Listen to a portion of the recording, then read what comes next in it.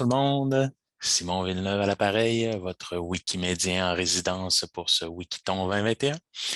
Alors, dans cette dernière capsule, ce qu'on va aborder, c'est comment interagir avec la communauté. L'interaction avec la communauté est fondamentale sur les wikis publics parce que il faut se coordonner, il faut coordonner nos efforts avec les autres. Donc, quand on n'a pas chacun notre profil comme sur les réseaux sociaux sur lequel on prend 100% des décisions sur le contenu, il est public et il est éditable par tout le monde. Donc, il va y arriver inévitablement des divergences d'opinion au courant de l'écriture de différents articles. Et on va regarder ensemble comment on s'y prend pour pouvoir s'exprimer dans ces situations-là ou dans d'autres lorsqu'il y a des décisions à prendre sur l'évolution du contenu avec le temps sur Wikipédia en français. Alors, comme d'habitude, je vous amène sur mon écran partagé ici sur la page d'accueil de notre site. Vous voyez que je suis connecté à mon compte utilisateur. Donc, je vais en profiter pour vous remontrer l'un des premiers endroits où ce que l'on va échanger avec la communauté, c'est-à-dire sa page de discussion. On va dans l'onglet déroulant, on clique sur discussion et on arrive sur la page de discussion utilisateur où on avait déjà vu préalablement notre message de bienvenue. Ici, ce que je vais faire, c'est que je vais vous montrer d'autres pages de discussion utilisateur. En allant chercher un article au hasard dans la colonne de gauche, ici, la barre latérale, je vais cliquer sur un article au hasard. Et là, comme vous voyez, en cliquant sur un article au hasard, je suis tombé oui, sur Matthew Williams, un footballeur gallois évoluant en poste d'attaquant dans le club des New Saints. Alors, supposons que je lis cet article-là et que je trouve certaines données ou le découpage ou bon, j'ai certaines choses à dire là, sur la manière que cet article-là a été créé. Je veux essayer de contacter la communauté là-dessus. Je vais tout d'abord commencer sur la page de discussion de l'article. Alors, la page de discussion de l'article sert à réunir sert à coordonner finalement les contributrices et contributeurs ensemble pour l'édition de l'article. Parfois, ça va servir un peu de fourre-tout aussi pour différentes informations secondaires liées à l'article. Comme ici, vous voyez que sur la page de discussion de Matthew Williams, on a mis 3 projets thématiques. On a mis l'évaluation, comme on a vu dans une capsule précédente, l'évaluation de l'article au niveau de l'avancement et de l'importance pour 3 projets thématiques, le projet sport, le projet football et le projet Royaume-Uni. Donc, c'est un article qui est considéré comme un bon début et d'importance faible. Alors, supposons que je voudrais contacter les gens pour souligner quelque chose sur cet article-là, la communauté. Je cliquerai sur Ajouter un sujet ici. Et là, j'écrirai un titre, par exemple, Désaccord sur le résumé introductif, qui est le premier paragraphe de l'article. Bonjour, je suis en désaccord avec tel aspect du RI, qui dans la communauté veut dire résumé introductif. Alors, vous écrivez comme ça votre message, qu'est-ce que vous avez à souligner auprès de la communauté. Puis à la fin, ce que vous faites, c'est qu'il faut ajouter une signature. Donc, pour ajouter une signature, 2 méthodes possibles. Soit vous cliquez sur le genre de petit pictogramme comme ça ici, qui a une forme de signature, comme ça ici, et vous voyez que ça ajoute 2 tirets et 4 tildes. Ou vous ajoutez à la main directement 1, 2, 3, 4 tildes. Alors, si on prévisualise ça, qu'est-ce que ça va nous donner? Ça va nous donner le titre que j'ai donné au message, désaccord sur le résumé introductif, et mon message, bonjour, je suis en désaccord avec tel aspect du RI, puis on voit la signature de mon nom d'utilisateur avec la date et l'heure, qui est l'heure centrale européenne. Alors ici, je publie la modification. Et qu'est-ce qui arrive quand on publie cette modification-là? Bien, on voit qu'après l'évaluation de l'avancement et de l'importance de l'article, il y a un nouveau message qui est apparu ici. Alors, ce que je vais faire ici, c'est que je vais aller annuler ce message-là, puisque c'était évidemment un exemple que je donnais. Donc, j'ai annulé la contribution. J'annule la contribution que je viens juste de faire. Donc, ça, c'est un premier espace de discussion sur lequel on peut interagir avec la communauté. Une autre manière de faire aussi, c'est de pouvoir contacter directement les contributrices ou contributeurs concernés. Alors, supposons que je m'en vais voir l'historique de l'article ici. eh bien, je peux voir que parmi les différentes contributrices et contributeurs, ben, il y a tout le nom des contributrices et contributeurs ici. Et la personne qui a créé l'article, c'est Malost. Alors, si je vais voir la page d'utilisateur Malost, ben là, je peux en apprendre un petit peu plus sur ce contributeur-là. Puis, je peux aller cliquer sur Discussion de Malos. Et là, vous voyez qu'il y a plusieurs personnes qui ont déjà contacté Malos pour différentes choses. Alors, par exemple, on peut aller voir la section 40 ici, qui dit «Bonjour, vous semblez être le premier auteur de la page Antoine Fortuné Marion».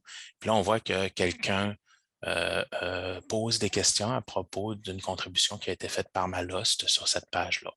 Alors moi, ce que je pourrais faire ici, c'est aller en bas complètement et cliquer sur Ajouter un sujet, puis faire comme tout à l'heure, des accords sur le résumé introductif, mais là, cette fois-là, je préciserai de quel article il s'agit, donc de Matthew Williams. Donc ici, de Matthew Williams. Et là, j'écrirai bonjour, Malost, blablabla, je ne suis pas d'accord, ou je me demande pourquoi vous avez fait ça, ou félicitations, c'est un très bon article. Donc, des fois, écrire des félicitations euh, aide un peu la contribution et l'insertion aussi sur le site.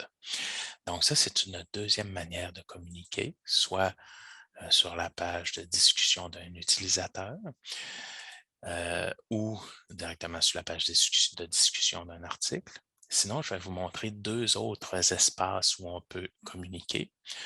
Tout d'abord, il y a ce qu'on appelle le bistrot, qui est un peu l'endroit où ce que tous les Wikipédiens, Wikipédiennes de Wikipédia en français se rencontrent pour échanger sur le projet. Alors, comment on y accède à ce bistrot? Deux manières possibles. On tape WP pour accéder à l'espace Wikipédia, le bistrot ici, et ça va nous amener sur la page du bistrot, où là, on peut aller consulter, par exemple, le bistrot du jour qui va nous dire de quoi qu'on discute aujourd'hui. Ou on peut aller dans la colonne de gauche, la barre latérale, cliquer sur Modifications récentes, et dans Modifications récentes, on clique ici sur Autres outils de relecture, et on va cliquer sur le bistrot du jour ici, qui va nous amener directement au bistrot du jour. Alors, on peut regarder aujourd'hui, 1er septembre, qu'est-ce qui se passe sur le bistrot du jour. Il y a toujours des petites images, parfois absconses, un peu à droite, avec des blagues plus ou moins geeks. Donc, vous pourrez éventuellement regarder ça. Il y a des sections automatiques qui veulent souligner les articles remarquables et autres labels qu'il y a eu au courant ou du moment, si on veut. Les articles qui sont très peu développés puis qu'on invite à améliorer, donc les sections ici, des articles que l'on invite à créer. Alors, par exemple, un scénariste américain ici, peut-être que je ferai un peu plus tard. Moi, c'est ma section de prédilection. J'adore les liens rouges. Et sinon, ici, bon, on a d'autres messages. Comme là, on annonce ici la publication des RAW, qui sont les regards sur l'actualité de la Wikimedia. Donc, on dit que la publication mensuelle, elle a été faite aujourd'hui, 1er septembre. Ensuite, on demande ici comment faire une recherche dans les commentaires de modification. Ici, on annonce une mise à jour de l'interface ordinateur. Ici, on parle de l'importance, donc une évaluation de l'importance des articles sur la déforestation. Donc, vous voyez, il y a différents sujets de discussion comme ça ici qu'il y a. Et quand on veut ajouter un sujet, on peut interroger la communauté sur toutes sortes de sujets. Il s'agit de cliquer un peu comme sur la page d'utilisateur tout à l'heure, de cliquer sur le ajouter un sujet en bas à droite de la page et on écrit notre titre ici. Par exemple, bonjour à la communauté et je suis très heureux de faire désormais partie de la communauté de Wikipédia en français. Alors, d'expérience, quand quelqu'un écrit, et là, on n'oublie pas la signature, évidemment, 4 tildes. Donc, d'expérience, quand quelqu'un écrit un message comme ça sur le bistrot, il y a toujours des gens qui disent félicitations, on est content de te voir. Puis des fois, ils vont mettre des petites images de fête et autres. Donc, c'est un exemple comme un autre d'écriture à la communauté sur le bistrot.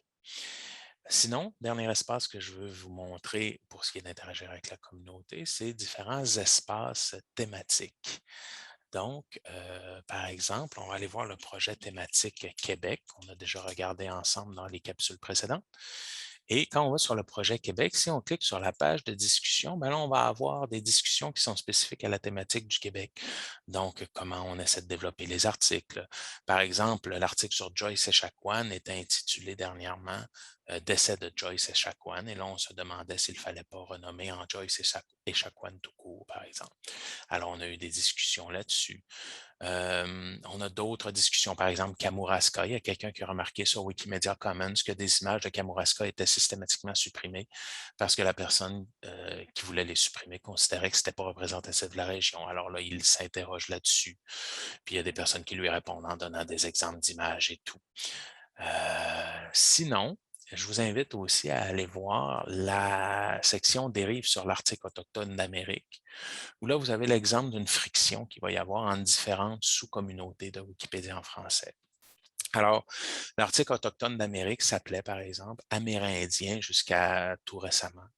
Et il a été renommé autochtone puisque le mot autochtone est jugé moins péjoratif, si on veut, qu'amérindien. Alors, des membres de la communauté du Projet Québec ont essayé d'expliquer ça au reste de la communauté, mais le reste de la communauté n'approuve pas ce renommage-là nécessairement, ou du moins des membres du reste de la communauté ne l'approuvent pas, jugeant qu'Amérindien est beaucoup plus connu qu'Autochtone, alors qu'Autochtone est un terme générique pour parler d'un peuple indigène. Alors, vous pouvez aller voir ça. C'est une discussion interminable avec des prises de bec parfois là, qui montrent un peu que c'est pas toujours facile d'interagir sur Wikipédia en français. Donc, ça, c'est des petits endroits. Je vous ai montré 4 endroits où on peut interagir avec la communauté. Sinon, il va y exister également des pages où on va demander à la communauté de s'exprimer sur différents aspects, soit sur la qualité des articles ou sur différentes réglementations ou sur la présence ou pas d'un article. Alors, je vais prendre le temps de vous montrer 2, 3 espaces rapidement liés à ça, mais je vous dirais que les espaces de vote communautaire ne sont pas des espaces qui sont conseillés aux contributrices, contributeurs débutants. Donc, si jamais vous voulez vous rendre là, attendez d'avoir un peu plus d'expérience pour ce faire. Donc, je vais vous amener tout d'abord à un des endroits les plus litigieux pour ce qui est de l'interaction communautaire qui s'appelle les pages à supprimer. Alors, c'est les pages dont l'admissibilité sur Wikipédia en français est remise en cause. Toutes ces pages-là sont listées sur cette sous-page-là de l'espace Wikipédia, page à supprimer. Alors, vous pouvez voir toutes les pages à partir d'aujourd'hui, 1er septembre, et revenir dans le temps sur une dizaine de jours, où là, vous avez toutes des pages qui ont été, dont on a proposé la suppression. Alors, on peut aller en voir une au hasard. Par exemple, la Corée du Sud, Hong Kong, en rugby à 15. Si on clique là-dessus, on arrive sur une sous-page du domaine discussion de cette page de discussion de cet article-là, donc Hong Kong en rugby à 15. Puis là, on voit qu'il y a un bandeau. L'admissibilité de cette page est actuellement débattue. Alors, allons voir les arguments. Là, on descend un peu dans cette page à supprimer là et ça dit que c'est Chris Leach qui a proposé cette page-là à supprimer le 31 décembre. Et il a dit qu'il l'a effectué parce qu'il y a quelqu'un qui avait apposé un bandeau d'admissibilité à vérifier. Alors, ce qu'on peut voir jusqu'ici, c'est qu'il n'y a personne qui s'est exprimé à en conserver ou supprimer pour cette page-là. Alors, ce qu'on va faire, c'est qu'on va aller en chercher une autre, question de vous montrer un peu à quoi ça peut ressembler quand on a une page. Ah, regardez ici un sujet qui est quand même centré sur le Québec, Alexis Cossette-Trudel. Alors ici, on dit que on voit qu'il y a des votes. On voit qu'il y a 5 contributeurs qui se sont exprimés. Donc, on dit que l'article est bien sourcé, que la personne a été une certaine notoriété, donc il faut le conserver. Et on a un autre contributeur qui s'est exprimé comme neutre. Alors, à l'œil, je vous dirais que si la tendance se maintient, cet article-là sera conservé. Mais bon, en même temps, ça peut changer. Le vote va durer 1 ou 2 semaines selon le nombre de personnes qui vont s'exprimer. Puis tout ça, c'est précisé dans l'entête. Ici, si un consensus clair s'est dégagé le 7 septembre, sinon le 14 septembre 2021. Enfin, Pour terminer, on va aller dans un espace qui est un petit peu moins litigieux, qui concerne par exemple les articles de qualité. Alors, on va aller voir les propositions d'articles de qualité. Je vous disais dans la capsule sur l'évaluation que pour déterminer si un article est un bon article ou un article de qualité, il faut faire un vote communautaire. Alors ici, on peut aller voir qu'est-ce que l'on propose. On propose le petit Bacu malade, Go Vacation, Sciences et ingénierie de Léonard de Vinci. Donc, admettons qu'on va voir ou marathon masculin aux Jeux olympiques de 1904. Alors, on va aller voir, par exemple, Sciences et ingénierie de Léonard de Vinci. Alors, on voit que l'article ici, il est proposé comme article de qualité. Donc, l'étoile jaune, il y a un point d'interrogation dessus. Alors, pour pouvoir aller s'exprimer là-dessus, on peut aller cliquer sur la petite étoile jaune. Et là, on arrive sur, encore une fois, une sous-page de la page de discussion, mais dédiée aux articles de qualité. Alors, si je descends ici, ça dit que Sciences et ingénierie de Léonard de Vinci est suggéré et proposé par le contributeur CRIJAM. Et on voit ici son argumentaire pour dire qu'il considère que c'est un article de qualité. Alors, si on descend ici, on a les votes. On voit qu'on a à peu près 18 votes pour article de qualité et qu'il n'y a pas de vote pour attendre, pour considérer que c'est un article de qualité. Cependant, dans la discussion, on a des remarques. Souvent, les gens qui vont faire des remarques comme ça vont s'attendre à ce qu'il y ait des corrections qui soient faites. Et si les corrections ou les absences de corrections ne sont pas justifiées adéquatement auprès du contributeur, il risque d'aller voter sur attendre. Donc, grosso modo, de voter contre l'article de qualité. Alors, c'est pour ça que quand quelqu'un soumet un article de qualité ou un bon article, il faut que la personne soit prête à répondre aux interrogations de la communauté pendant 2 semaines pour un bon article ou 1 mois pour un article de qualité. Alors, on ne demande pas une réponse sur le champ, mais on demande quand même une réponse aux interrogations. Il faut que la personne soit réactive quand elle propose un article de qualité ou un bon article. Alors, vous voyez les différentes questions qu'on pose ici. Merci pour ce très bel article. Voici quelques remarques ou suggestions. Puis là, on voit que CRIJAM a répondu à chacune des interrogations ici, sous-interrogations de Toyotsu. Il y a Jolek qui a demandé aussi des choses, Malik Toumars aussi, donc vous voyez quand même là. Puis CRIJAM semble avoir répondu à toutes les interrogations de ces personnes-là. D'ailleurs, normalement, on devrait avoir, regardez, Malik Toumars a décidé de voter pour article de qualité, donc sans doute que les réponses l'ont satisfait. Et les autres, Toyotsu l'a fait également. Je soupçonne que Toyotsu l'avait fait avant de faire ses remarques, donc peut-être que c'était déjà gagné, mais en même temps, peut-être qu'il aurait pu retirer son vote s'il n'y avait pas eu de réponse satisfaisante.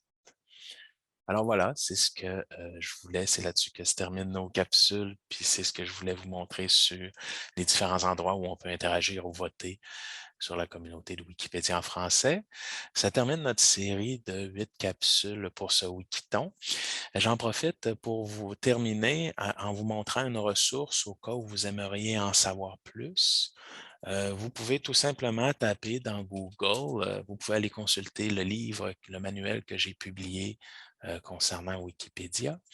Vous avez qu'à taper Wikipédia en éducation Simon Villeneuve dans Google et vous allez tomber sur le livre dans Wikibooks. Donc, vous pouvez aller sur le lien dans Wikibooks et cliquer sur Wikipédia en éducation ici.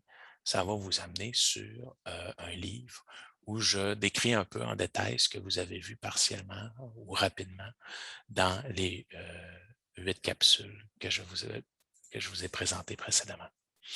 Donc, merci beaucoup pour votre attention. C'est un plaisir d'être avec vous en résidence durant ce Wikiton et au plaisir de peut-être vous revoir dans l'univers Wiki. Au revoir.